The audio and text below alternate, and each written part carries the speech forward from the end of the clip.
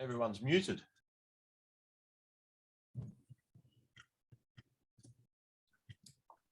Oh, Yeah, I don't know what's up with the Guys. settings. Like, this room was really funky, Hi, but everyone. you should be able to unmute yourselves. I think. Good. I don't know why it's doing that. I couldn't actually launch the Zoom initially. Now it's like, it was just like, what? There we go. Well, welcome everyone. How's everyone doing today? Very good. Working. And great. Awesome. Well, thank you for coming by. Let's wait for people Hey, everybody. to come in. Hello, everybody. How you Hey, doing? Tom. Howdy. I'm out in the vineyard pruning, way upstate New York. So we're starting soon. I'll go back into my car and I'll get warm. Nice. This is a little picture of my my vineyard, and up in the Adirondack Mountains of New York. Beautiful. Beautiful. Very nice. Very nice. that's very well. But it's like 30 degrees here, so it's a little cold. Well, first of all, I just want to say apologize for being a little bit late to join. It has been pretty chaotic today, and I hope I haven't kept everybody waiting too much, and you've just been able to orient. And I just want to also thank everybody for joining today as well. I figured we would use this as both a catch up, a little bit of a retro, and a little bit of a sort of sense making on how we can improve everything with regards to challenge teams for onboarding Fund 8 project, funded project winners, or awardees, should I say.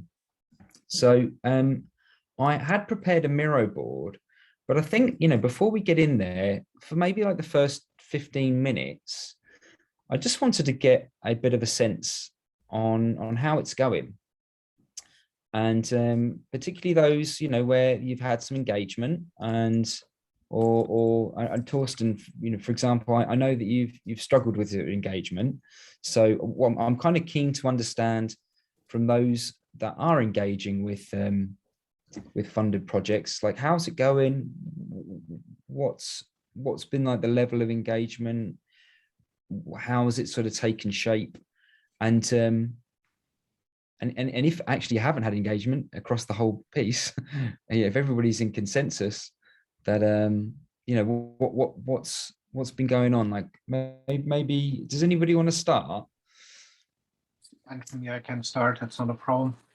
So overall, the feedback which we got is people didn't kind of get out of the blocks just right away to kind of execute. And one reason was that they were still bogged down with the proposals for Fund 8, which kind of overlap with the start of the execution of Fund 7. So the feedback I got from the people which I directly were talking with, or also from the team, is that lots of them were still bogged down with proposals. Yeah. Proposals from the previous fund, is that what you mean? No, kind of finishing up their proposals for Fund 8.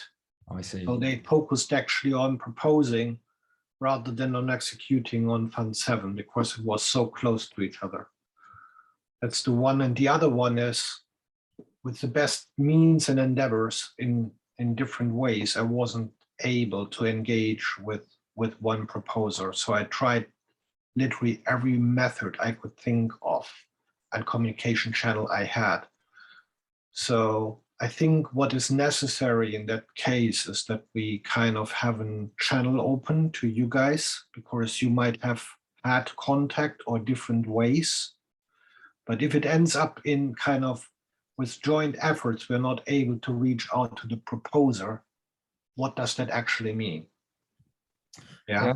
And the third one, and that's kind of one which is kind of swinging a little bit, is the closing report in itself, from a proposer perspective, should fulfill which objective. So there is a little bit of a discussion around that. And it seems to be that there is at least a perspective which I share at the moment, which is along the lines of reporting against the challenge and how the progress against the fulfillment of the objective of the propeller challenge is more in the focus than anything else. But it seemed to be not really clearly defined what the closing report actually should report on.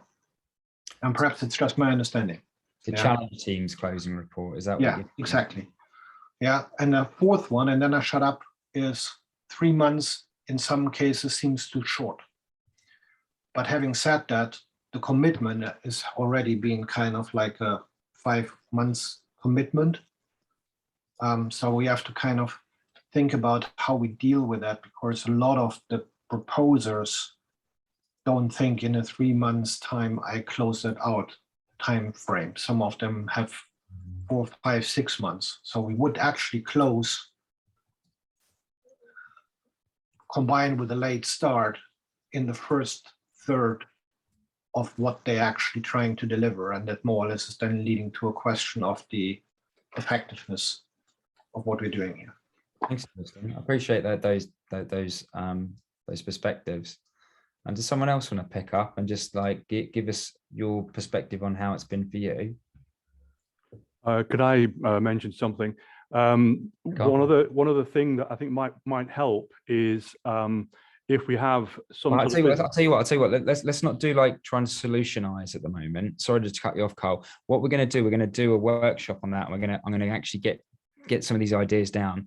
But what I do want to understand is like, how has it been for you as a challenge team member in your engagement currently? We'll do all the ideas on how we can actually address it for sure, 100%.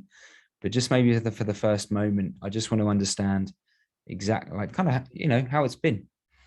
Okay, it's just, like the other fellow just said, it's been difficult to get people to respond, and so that was I'll tell you the rest of my comment when we get to that section. Well, thanks, Carl. I appreciate it. Thanks for humoring me. So it's been difficult to reach them and engage. Yeah, just to get them to respond. Yeah, I don't actually think they really understand even maybe what the questions are. Sometimes they're still working out the questions that they want to ask, while we're sort of offering our help. And if we're offering general help, they're not so sure what to ask us, I think. It's quite often the startup challenge, isn't it? Phil, you had your hand up.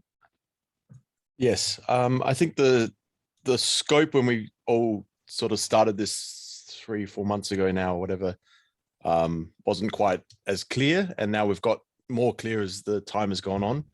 And it's definitely, for me anyway, it's creeped a little bit in regards to the one-on-one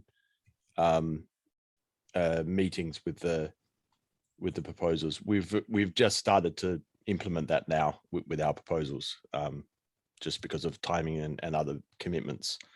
So my understanding was that we would be doing that in the coordinator space originally when we started this, and as time went on, I mean, it was never agreed that that's what we were going to do. That just sort of was my understanding, that we'd be replacing what was already there. And then the one-on-one was suggested and brought in. And it's taken us time to get to that point to actually implement that. So we have implemented it. We've put out a time. We've done it by putting 2 2-hour blocks aside and invited people to come and join us during that time. So we don't know whether people will do that. So that's where we're up to. We did do the original proof of life in the very first opening to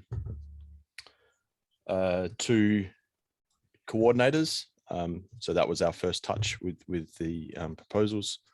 But since then, yeah, we've definitely been less involved with the projects that I've been with the challenges that I've been tracking. Do you feel like when you did the proof of life, did you feel there was like any rapport that was built, or whether you somewhat feel connected to those project teams now?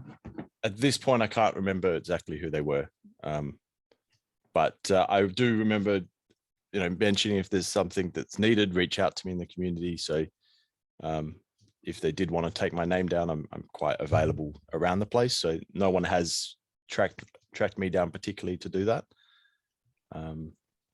So I'm also aware that one of the challenges that we have had a 3-month end date as well. So we're kind of almost doing a midway check for those people at this point to make sure that that's kind of what we're offering in the mini DApp challenge. So yeah, as a result of this, I probably won't be continuing as a CT member next fund because of the scope has increased. But I might revisit it down the line if it turns that way. Yeah, fair enough. And we'll address like the scope, I think, in a bit. I don't want to. I just want to kind of capture everybody's thoughts at the moment.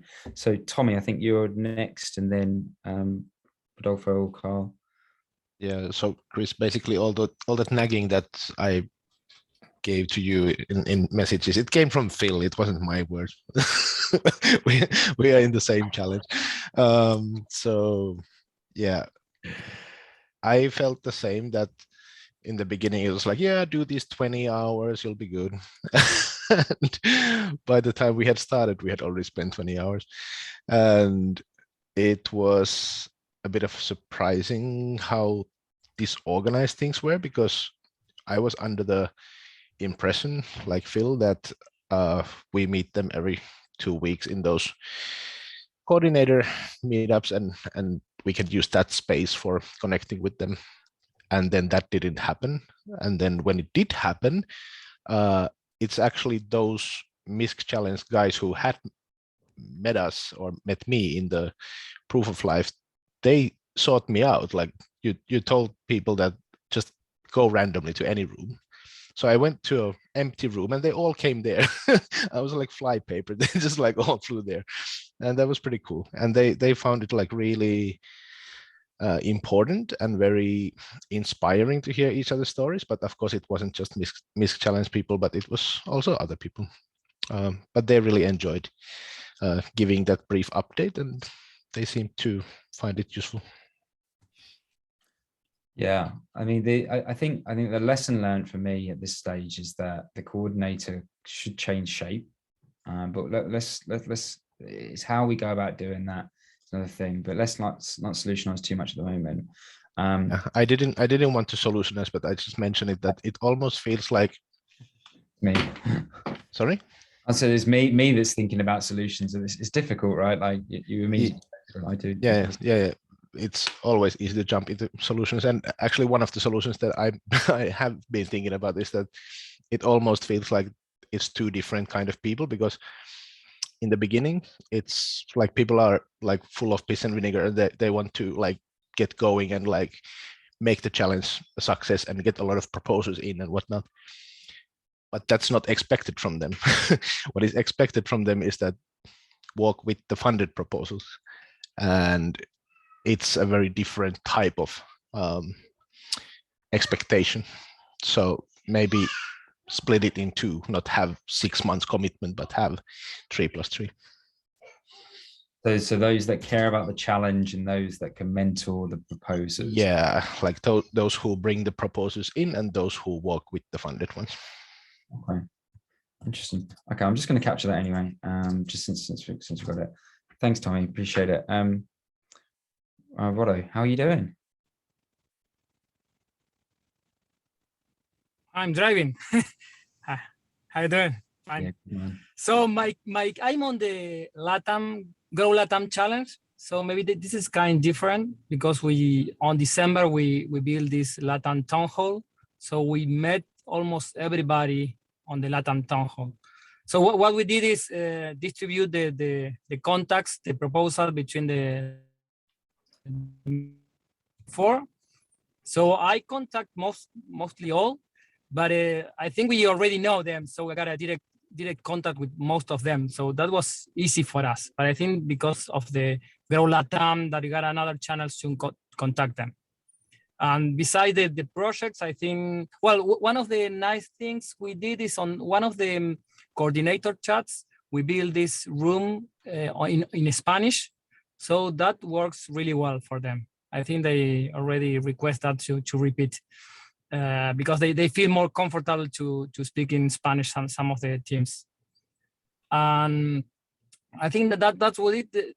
then the projects are same as Thorsten mentioned, some of a bit delayed because of the Fund 8, and they are progressing. So, but what this is one of the things that's going to happen is when we have to finish the report, most of the projects won't be concluded. So this impacts delivery of role. Yeah, I see.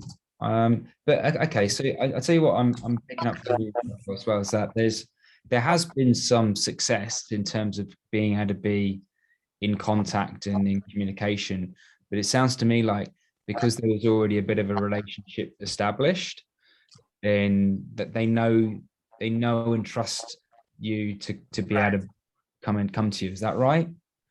Yeah, it's all right, because we know the people, we know the projects, so it's maybe I can send a call to someone how it's doing, and they're gonna say, oh, the project is okay, we did that. So it's a different relationship with them.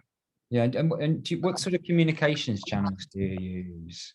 We use all, maybe someone we know, we can find on maybe a telephone call, someone with a Discord message, Telegram, and maybe we can show in a Zoom, because we are maybe meeting for other things, and then we can join and talk about the projects in the same meeting. Got you. So I mean, yeah, what I take from that is that there's such an importance of establishing some sort of relationship up front, right? And that's the best. Yeah, and you know, it's probably a timing thing more than anything, I believe. Carl, coming back to you. Very quick points. One, you just brought it up now, was the communication channels. I tried to do it through Idea Scale and found that quite difficult to use to get hold of people en masse. So I had to do individual messages on the Idea Scale. Wasn't very reactive. So other opportunities of channels of communication. And the other thing was not really knowing how hard to push and how wide and how energetic one should be. You know, not wanting to sort of feel like a spammer. So if you know what I mean by that. Yeah, I get you. To press for engagement. Okay. That's listen. I mean, has anybody else got any advances? Like, I'm keen to hear from anybody else that hasn't had their hand up. Yeah, just in terms of like how it's been for you guys.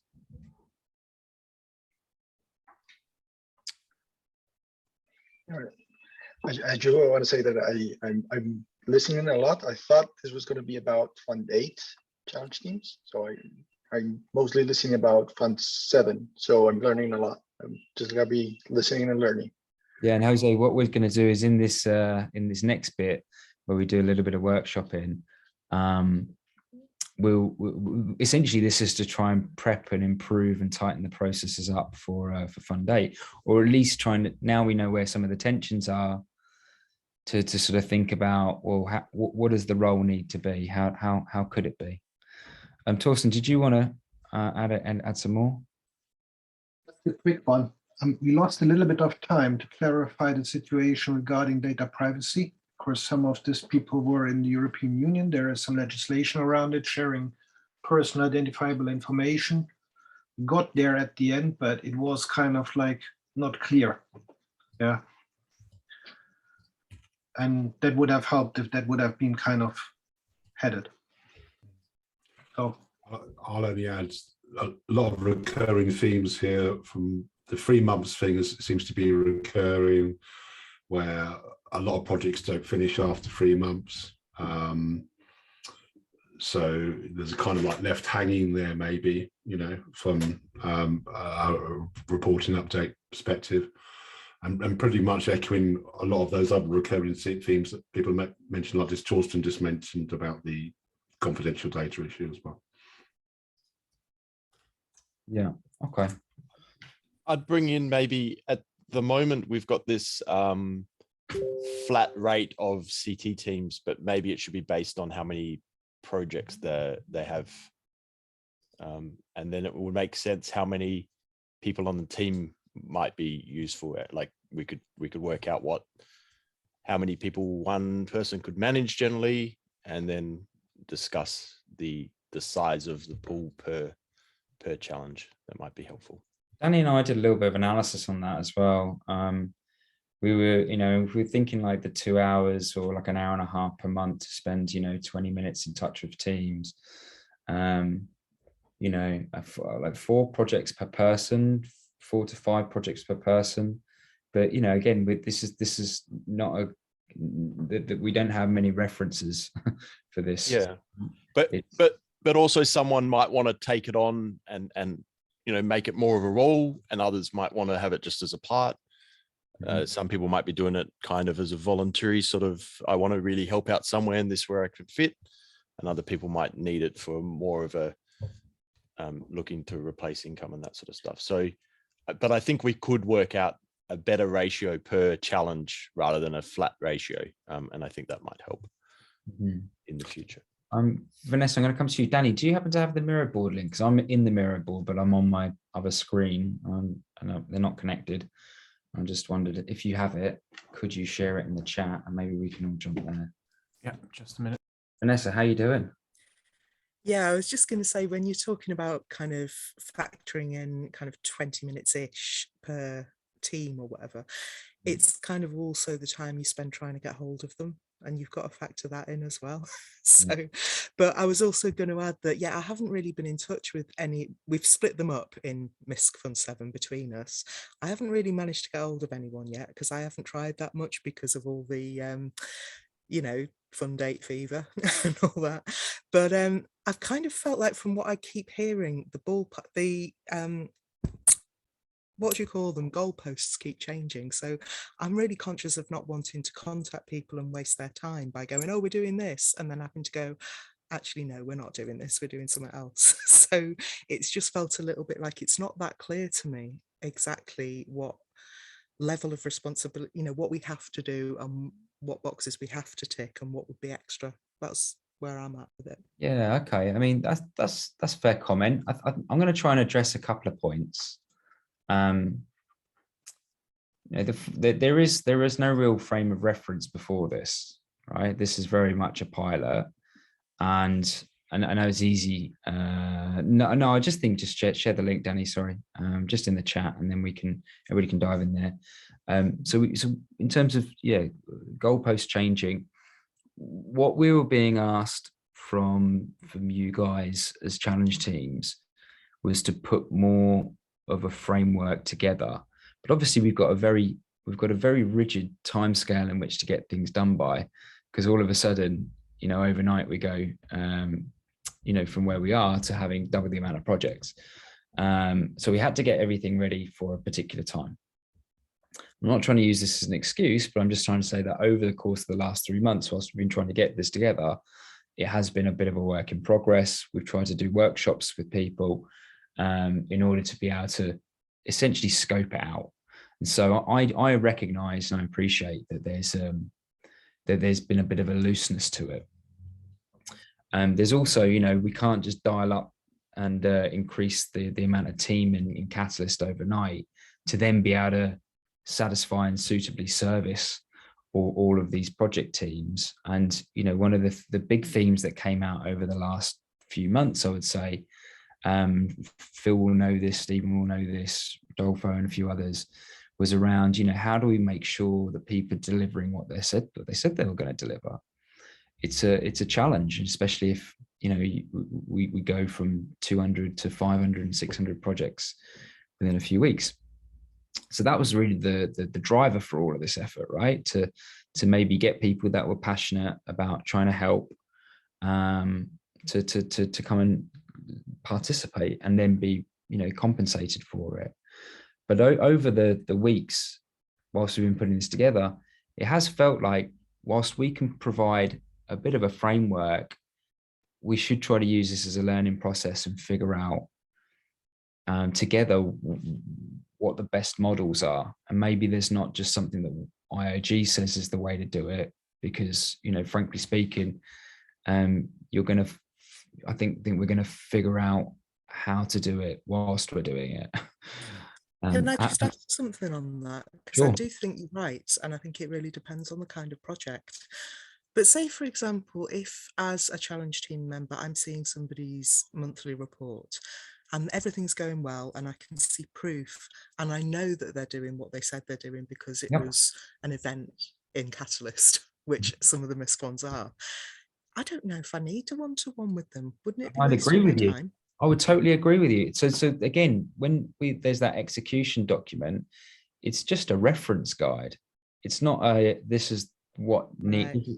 That I didn't get. That's what I didn't really get. I felt it was something that we had to conform to. I and that was see. where the- I see. And some that's definitely a lesson learned. Like we can be actually, like in my view, there's going to be different levels of engagement depending on, you know, who's in your portfolio, right? Who's in that cohort. And you know, as I said, we're not we don't have we definitely don't have the best practice approach because we haven't done this before.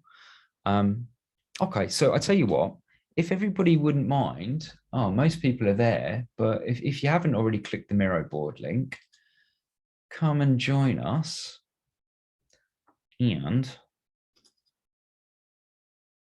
just let me know if everybody can see this set of quadrants. Would you like to share the screen as well, or for the yeah. recording? That's useful. Danny, could you share the screen? Is Yeah, that yeah, possible? yeah, I can do that. Okay. And then if everybody can see the quadrants, this is, you know, a pretty typical retrospective where this is an idea on an activity which helps us to identify what has helped challenge teams move forward, what we should stop doing, or what shouldn't be done. How could we do things differently, both in terms of the challenge teams and IOG? And then if we stop there, we just do these three, and then we'll get on with how we prioritize as the last step. But what I'd like us to do is we're going to spend like maybe the next, it says 4 minutes per section, but maybe everybody can just dive in. And you know, I don't necessarily mean we have to start on one and go to the next, but between these three, continue, stop, and invent, I'd be quite keen for people to grab a sticky and then make a note and then continue and create a few stickies as to how things could improve. What have you found has been a good thing that's helped you? What definitely shouldn't be done as we continue? You have the ability to put the timer on it just to keep us focused. Oh, that's a good idea. Where is that? I like that from the morning. It's good for the reference. Board history. More tools. Where is it? Wait, this is where we need TiVo. Timer? No. Does anybody else know where the timer is? On the left side, I think you can open up the action menu. Yeah. When you go up, for example, Daniel, when you go up, where you have the two flashes in left side on the action menu, you have two flashes with a blue dot on it. The little arrows. Where is he? With the blue dot, so we're just on where there's two little arrows. Yeah. Yeah, exactly. Where is he? Is it there? No. Clock? Hmm. I swear I saw it. Okay. Well, we can just try to do this without. I'll keep an eye on the time. We'll go for another 6 minutes.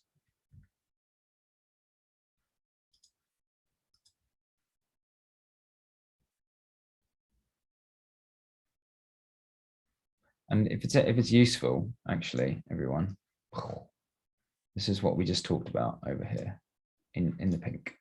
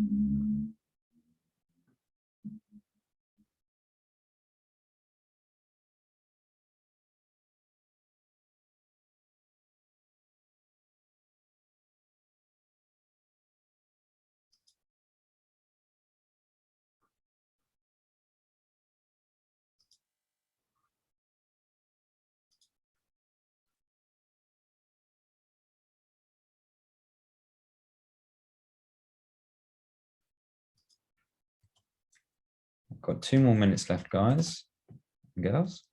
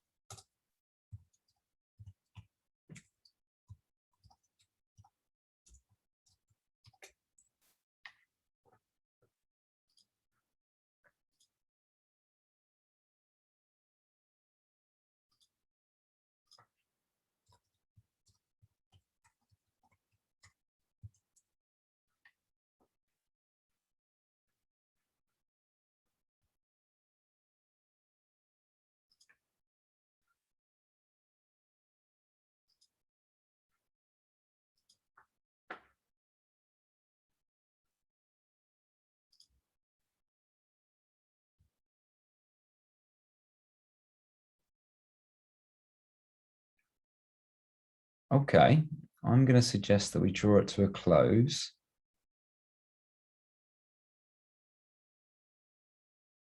Okay, my apologies. I probably should have made it clearer. The act, I thought we would do that by consolidating these ideas from continue, stop, and invent, but that's okay. That's different. They're all good ideas. Let's keep them to the. Oh, what's going on? So let's just have a bit of talk about them for a few minutes. I'm going to start with continue, and maybe we can. So what's helped challenge teams move forward? Someone said town hall setting, challenge teams, and funded proposer expectations. So someone thought this was pretty good. Who wrote this?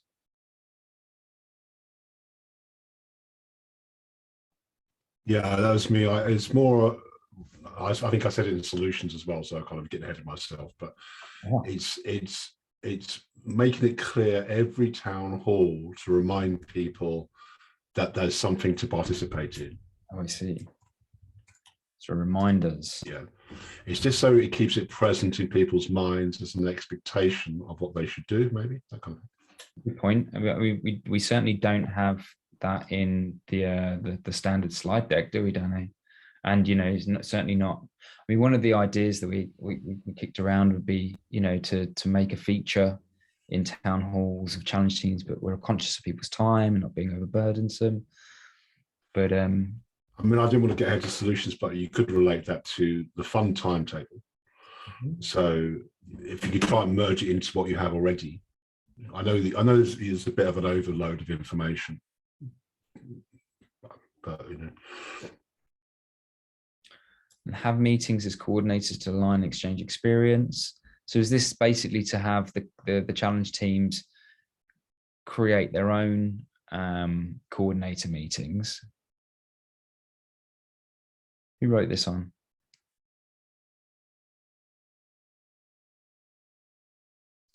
I think that reads more like actually using the coordinator for an opportunity to realign for challenge teams, maybe.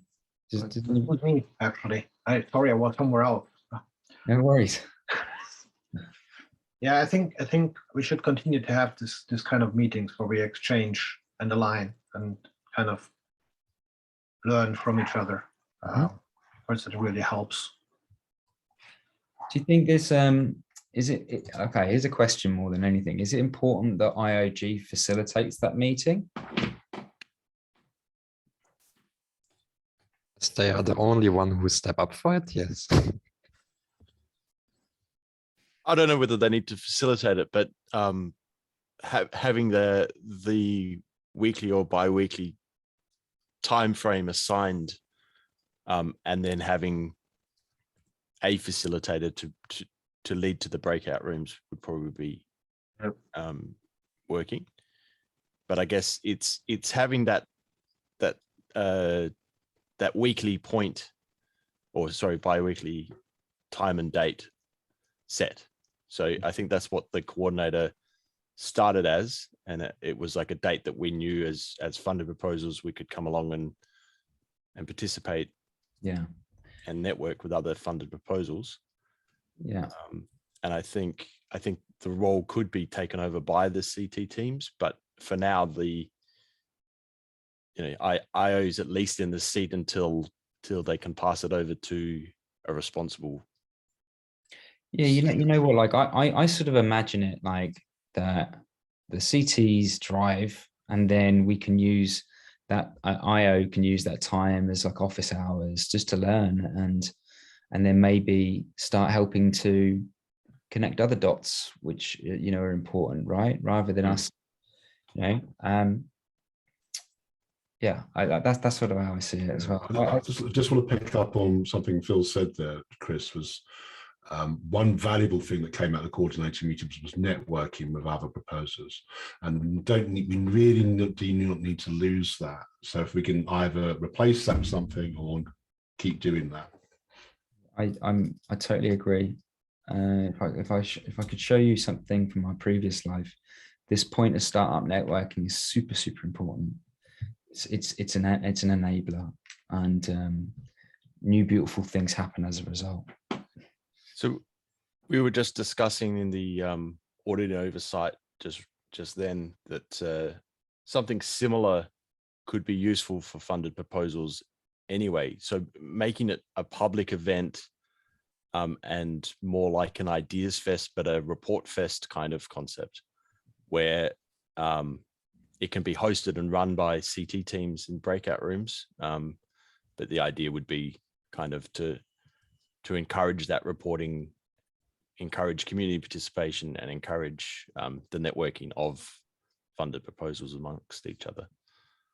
So I don't know if we're solutioning now, but that's kind of. Listen, we have a box around invent, right? So yeah, okay. To do that. No, that's cool. It's cool. Leave the way to the gates. Leave the way to engage the coordinator. Got ya.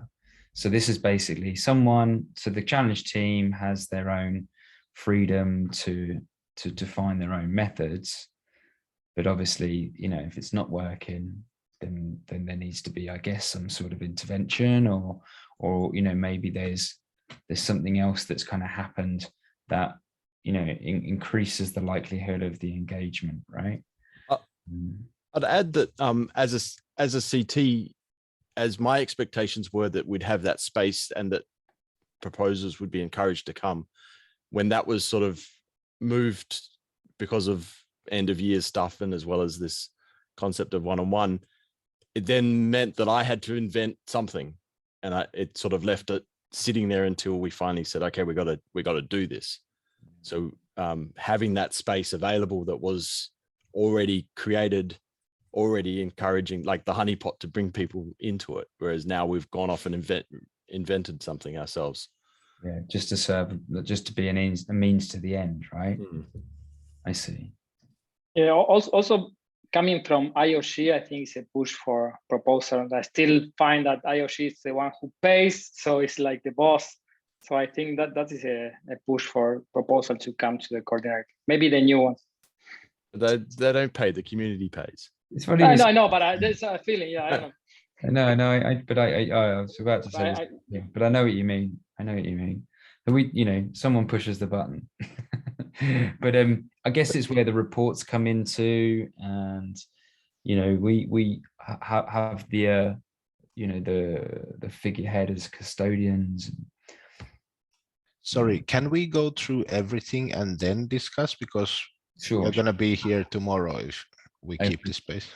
Okay, so what I'm just going to run through some of these ideas. Keep improving. Yeah, okay. I'm going to run through this. What's holding us back? Data privacy, contacts for sure. I'm just going to try and group some of these. I mean, you can read through everything and people can comment briefly, but let's just Good point, Tommy. So take a look at everything. We talked about this in the start. The distribution of contacts is an issue. Again, direct channels of communication.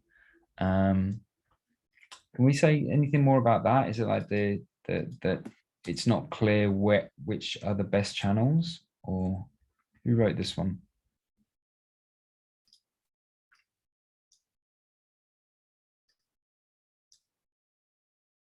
I think this may relate to the idea scale attempts to communicate directly, that like reaching out is not always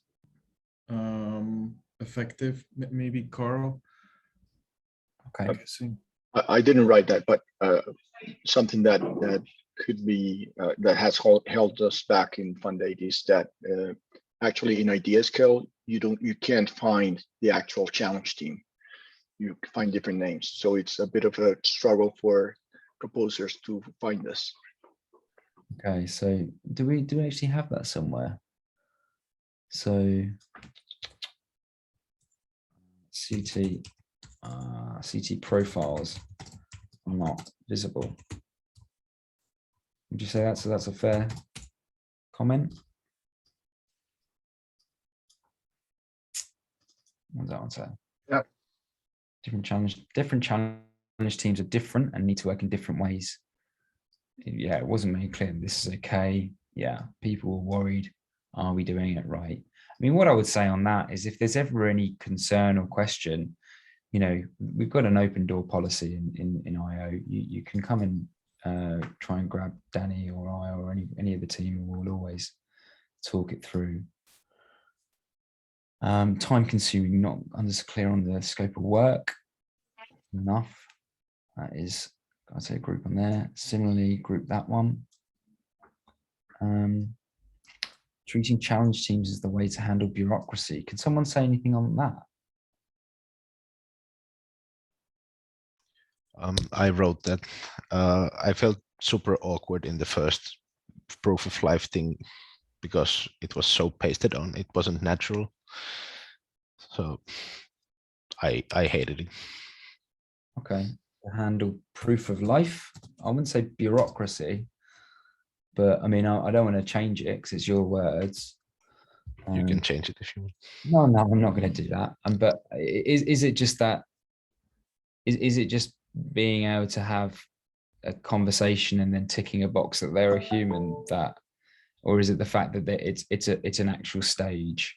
I'm just trying to understand. Yeah, it was ridiculous because there was like Heinz with 11 plus 7 different proposals, and he was like, "Which room should I go and say hi to?" It was not natural. Okay. So I think that's fair. It kind of didn't feel natural.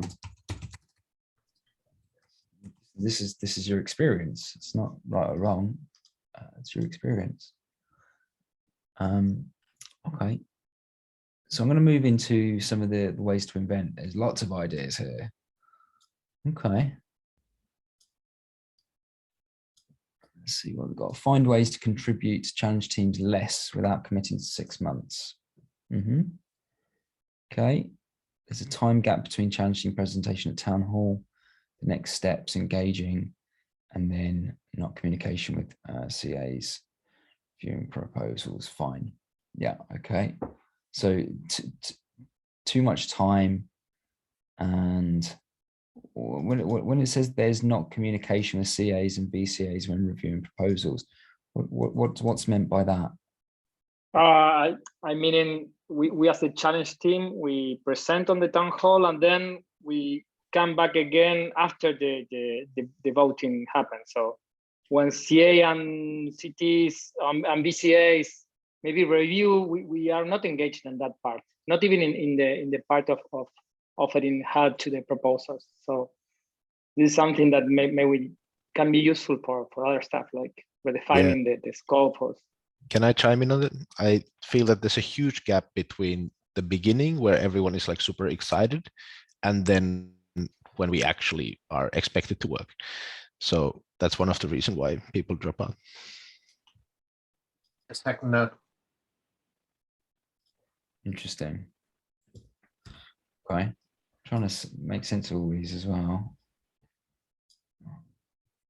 Your response is the nature of the project proposal and question. Agreed. I just want to pick up on Tommy's point that that's also happened with our challenge team, this kind of rush of activity and then nothing. We kind of resolved it in our challenge team by having the challenge team work on two different challenges, on two different cadences, sorry, Fund 7 and Fund 8.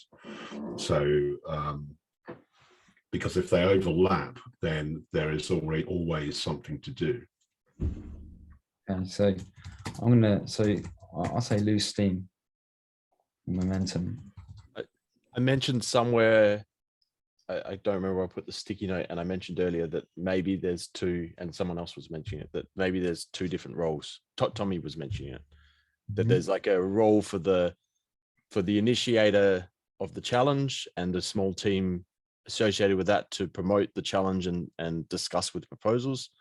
And then there's more of a oversight, reporting and engagement of funded proposals, which is kind of two different personalities as Tommy described it, and two different roles. Here it is here. Think about. Got you. So yeah, maybe that's a thought. It probably starts making things more complex, but maybe also more nuanced to cater for that difference in output. Okay. Thanks for that. Does anybody feel very strongly about raising any other ideas? Because I'm conscious of time, and I can certainly think that we can try to address some quick wins. Someone's mentioned make coordinated meetings compulsory. It'd be good to hear someone's thought on how that would help and why that would be useful, and how often would you be expected to come and that sort of stuff. Who delete? Oh, there it is. Yeah. Chris, I think one thing that I felt was that, and I've mentioned it on the board here, but there's so many things going on, was that perhaps some of the proposers see somebody they don't know coming out of the blue, and they're not really sure, if they're official, if they should be responding to them, or if somebody's just having a go at, just scamming them or something like that. But I've put that on there, and I've put some of the other solutions as well to it. So where does that say? Which one's yours, Carl? Oh, there's about 4 or 5 on there.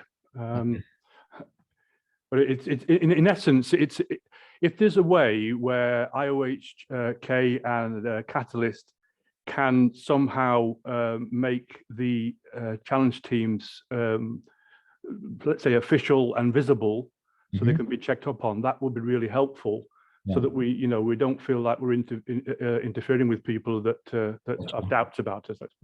So I'll tell you what. Here's a couple of ideas, right? And I'm going to try and summarize these, because actually I'm seeing some really great stuff here, and I'm picking up what you're saying, Carl, and trying to problem sense a little bit whilst we're on the fly. I like this idea of TikTok for funded proposers, and what I think I understand of this is some sort of asynchronous report where you get a bit of a proof of life from the project team in a monthly cadence, where they're basically doing a short video, even if it's just a minute or half a minute, to tell you what they did. Is that kind of what people meant? Yeah, I wrote that after Felix mentioned async in the chat, and I don't even know what TikTok is, but I assume it could be something like that. That's basically what it is. So we have toyed with this idea a little bit, and we, in the current report form, we ask for an opt-in and optional provide evidence, right? And thankfully quite a lot of people are opting in to provide evidence. I really like the idea of a really short video summary, because then you kind of do build a little bit of a report, and maybe there could be something that comes from the challenge teams as well, right? Like, maybe there could be those people that are the challenge team and that care about the challenge, maybe want to provide some wisdom or point people towards some resources or something like that. I don't necessarily see it as being just a one-way communication. I mean, Chris, there's also the opportunity for marketing here, and so also for IOG's perspective, like if you have if your people can opt in for this, you can facilitate it, maybe community facilitation or something. People do some TikTok, really short stuff, so it's not a burden, and then that can feed into your marketing pipeline as well for IOG as well. Yeah, I mean, you know, like you can imagine like a reel or like a sort of a demo reel of, you know, 10 minutes or 5 minutes, which we do this kind of at Town Hall a little bit now anyway, with end of project reports. But it could be like quick snippets from teams that are saying, hey, this month we've done X. Hey, this month we've done Y. I think that could be a quick win. There's a platform challenge there to consider, but it's not insurmountable. It's you know, a quick piece to camera and an upload to YouTube. Make the link either public or private, but make sure, you know, IOG or someone has a public has access to it. That's the trick is to incentivize people. Is people will participate if they see value. You know, so if you this is definitely an opt-in option. It's not going to cover everything. I agree, Chris, but if you kind of say it to them, look, this will help you market what you're doing, then that gives them value. The marketing aspect also extends to the following funds if you want to apply for more funding. 100%. Okay, so I think we're beginning to kind of coalesce onto some ideas what we can explore. I think introducing challenge teams earlier on in the process and kind of giving you some legitimacy, not that you're not legitimate, you all are, but like, you know, helping to elevate those profiles makes a lot of sense, right? We can rethink the coordinator meeting somewhat. Danny, is there anything that you're seeing on here that you think could be some quick wins? And or anybody else got any feelings about quick wins?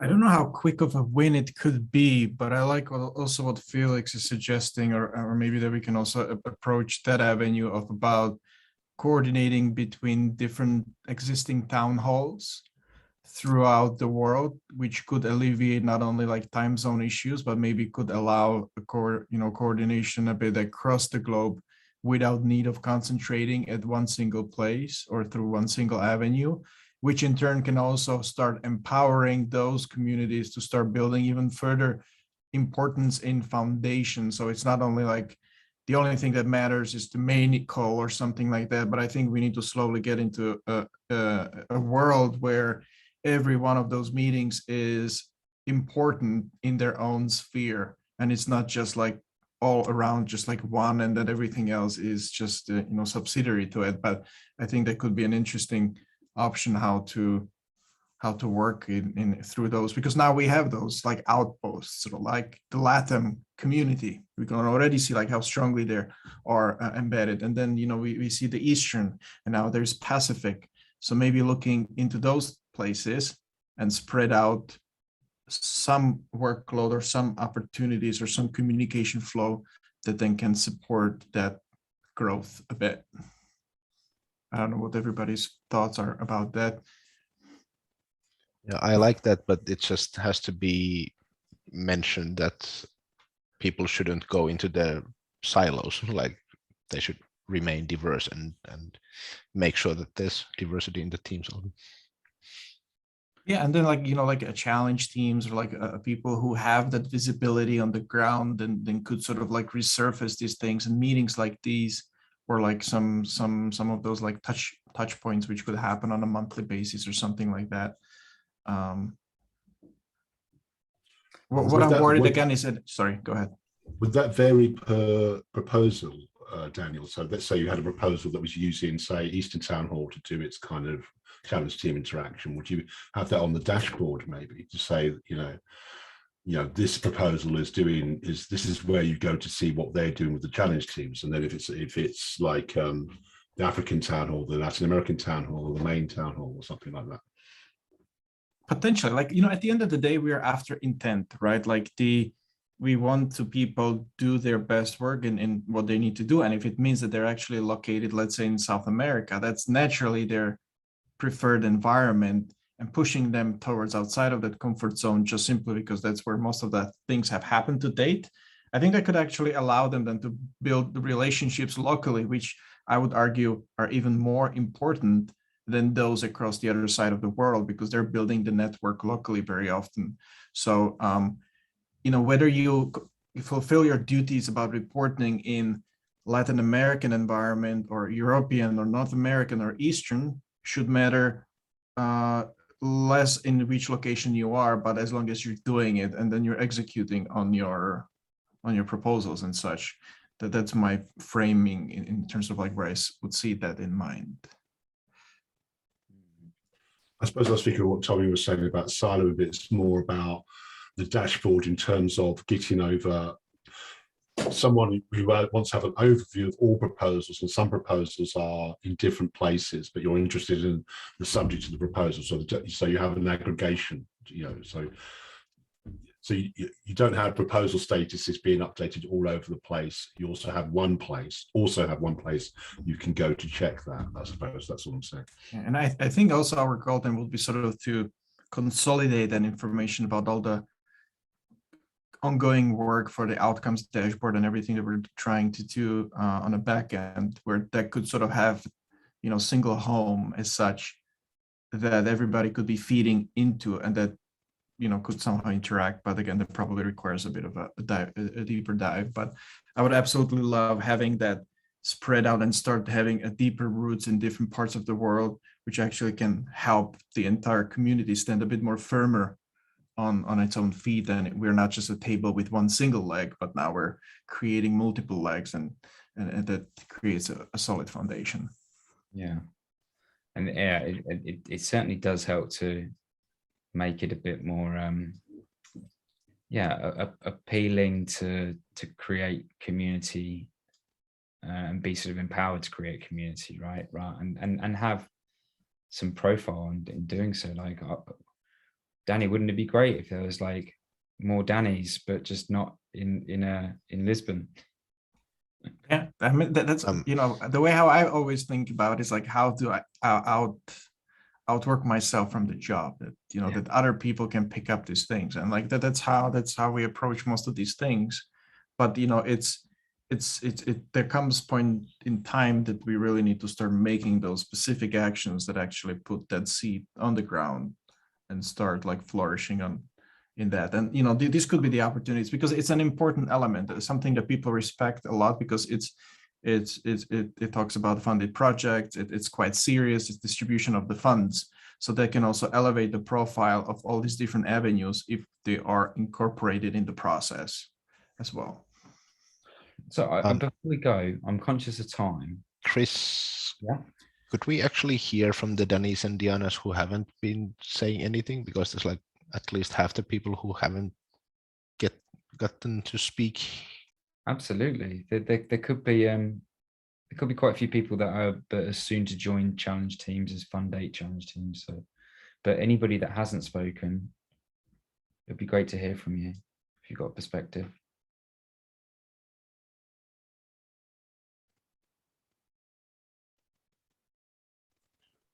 Just while you wait, Chris, Danny, do you see any value in challenge teams contacting unfunded proposers to try and help them in the next funding round? No, that's not the role of the challenge team. I mean, the role of the challenge team is to sort of help to demonstrate the success or the impact of the challenge that they're currently stewarding, which is within the current fund, which has within the previous fund, which has now produced a current portfolio of funded projects. I do think there's a role for those referrers and mentors and guides for future funded projects, but this challenge team, because you just don't know whether that same challenge is going to be persistent from fund to fund, right? That's one thing. There's one point about it. I mean, ultimately, Carl, I don't think it's a bad idea. I just don't think it's the right role in the current shape of the challenge team. Is more the point. Yeah, right. Nothing to stop you from just doing that though, like as on your own and finding good projects to mentor. Entirely. Well, I think that also obviously we're not all just in one box, are we? We're doing a lot of different things. So I guess just different hat to wear. Yeah. And you know, there is, for example, projects that are building out mentor databases at the moment, right? Or mentor infrastructure. And yeah, I'm sure that'll end up taking flight soon enough. So I just want to just touch on one other item, unless someone else that hasn't spoken yet wants to stick their hand up. Jump in. So someone wrote a card around CTs to take some responsibility in checking monthly reporting. Yeah, I wrote that. Okay, go on, Phil. Do you want to just expand upon that? Yeah, that was sort of early discussion. It never got solidified as part of the role, I think, but it's definitely at the moment that sits mostly in the hands of IO to check those and make sure that payments are getting done and all that sort of stuff. Whereas as a active CT member, you're in theory getting a lot more information directly from the proposals. So part of that discussion of what Dan just said about adding an extra leg to the table, that could be a good direction for the CT teams to take, that would allow them to be checking those reports, making sure that those reports are well taken care of. I think if anyone has been a funded proposal and has received an email from IO about answering that it's behind schedule, that's kind of the thing that the CT could be taking on. Yeah, and you know that there's really only one, if not 1.5 people that's sort of managing that at the moment, and it's a pretty tall task. Yeah, TK and Khaled are mainly responsible for that, and actually I think Danny and I would really value their contribution rather than sending out those emails and having to chase people. Not that people need to be chased necessarily. If we make the reporting a bit more appealing, like I like the idea of the TikTok thing. That's the thing, and also with other sorts of reports. So referring back to Phil's point, and when we brainstormed that, I think we also concluded that could confuse the mentor role with the audit role. Remember that we have to be careful to consider what is the CT team for. What are they trying to do? Are they mentoring and feeding that information into a report on the challenge, which is the main thing? Or are they supporting IOG in audit in terms of chasing reports? Stephen, that's not the same thing, and it could also create problems there. Stephen, part of that auditing role that Ron originally discussed with us was the fact that there is a mentoring role. So that when there's, it's the auditing's not about punishing, it's about ensuring results that are beneficial. So yeah, the idea behind that would be when the reports come in that someone says they're behind schedule, well, that's when the flag goes up and says, let's meet, let's have a discussion, let's see how we can help you, let's see what resources we can give you, let's see what directions you can take, let's see who in the community can help you, that sort of thing, rather than it's not a punishment or something like that. It's I was just afraid it could be presented, but I suppose that's more of a mediation role, isn't it? So like mediation roles. Yeah, I guess so. But even the mentoring of well, to achieve a specific piece of the puzzle, which is executing the project for best value. Right. So at the moment, IO collects that information and they have a team of 1.5 people what are they going to do with it? They can't follow up on all the, like if I'd written, yeah, I really need all this help, what would they do? And if everyone did the same thing, I happened to contact the CT team, and he happens to also be the translator that's bringing the translation team. So it was all very synergetic with my issue, which was finding Latin American translators. So, but that's kind of what the CT could take on. So that report goes there. That does come back to the idea of emails and communication, right? Because as Carl said, we're sending emails out from our private emails, and could easily be lost in the stream or misconstrued or whatever.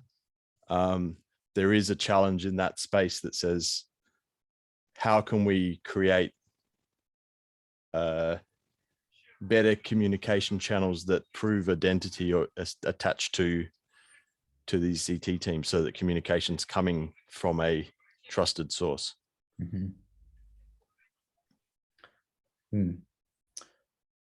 So I'm going to suggest that we conclude, just because we've gone a bit over anyway, and actually we've got a whole load of good stuff on here that I think is going to need some analysis.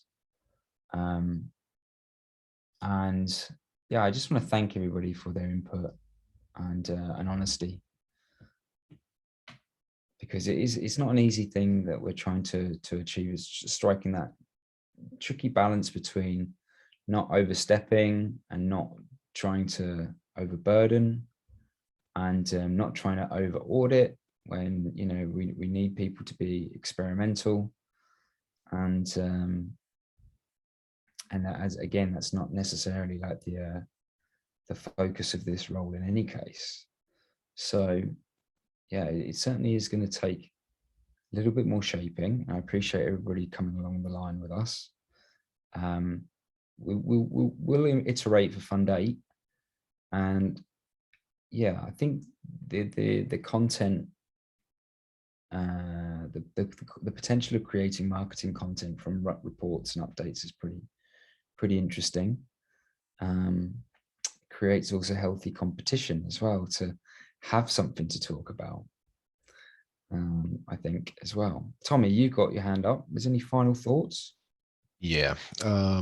So if you think of this as primarily regarding funded proposals or proposals, then I would appreciate if Marcy could be part of these things. And if you think of it primarily about spreading the challenge out there and getting really cool proposals, and then making sure that those become great projects, then maybe the community advisors should be here. So I really feel that there's two different roles, and whoever is taking those things forward in the circle should also be here. Yeah, we'll certainly feed this back to the circle, of course, and it's important that you know, everybody's made aware, and yeah, maybe there'll be some different insights from that perspective as well. Now, in terms of the point of not having been able to make contact with teams, I'm going to see as a next step action whether we can try to at least make a contact with the challenge teams in loop, and with those projects. If you have had no contact, and Torsten, I recognize it with you, if there's anybody else that hasn't, I think Vanessa was a bit unclear. I'll try to chivvy up some contact by sending an email out, and we'll see where that goes. Stephen, final thoughts? Yeah, just to say, for two reasons, also Tommy reminded because of Mercy, if you could supply the recording and any Miro board links so that I can upload it to the funded proposal subcircle, Gitbook, and also community governance oversight just will give updates on what you're doing here in terms of the development of the challenge team process. So just our feed want to feed into that as well, if that's okay. Absolutely, Stephen. We haven't had one for a couple of weeks, but I'm pasting them on that work group meetings 2022 tab in the iterative Dropbox for the CAs. So I put already a placeholder for today on the row 13. And as soon as I get the recording, I'll place it there. The Miro board is constant. I think we've used the same working space for the CA, for the challenge team, and I think possibly the auditing. So it's like, you know, people can sort of roam around and see what's been happening. So that is at least one Miro ring, but I'll get the recording right after we're done and place it there. So that's where I've been trying to keep them in one place. And from there, feel free to adapt for sure. Yeah, thanks a lot. Great. All really appreciate all the time and effort and hard thinking that you put into all of this stuff, because it does take quite a bit of capacity. And yeah, we really appreciate you. Have a great rest of your week, guys and girls, and we'll see you next week, I'm sure. Thanks, everyone. Thanks, everyone. Bye. See you.